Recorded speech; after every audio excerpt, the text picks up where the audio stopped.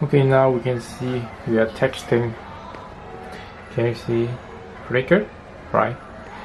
And I have set up the thermocouple on the LED chips.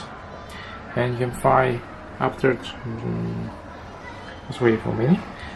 After half an hour, the temperature is go high at 115. Okay, the ambient temperature is 25 degrees Celsius. Okay, let's check. I would like to take it off. Okay, come on. Can you see? Here's the chip. This is the best melt. You can feel that. So I'm zoomed. View 5. You can see. Wait a minute. Okay.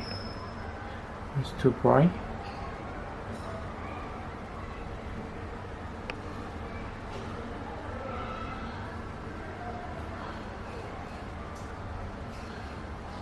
You can see in the center of the LED chips there is a thermocouple of there. Now if I have removed the cover, you can see here it's quite bright. Here's the cover and here's the setup, but you can find the temperature is quite high also. It's 109 degrees. Oh my goodness, that means the thermocouple, the thermal management, wow, it's too bright. Okay, you can find.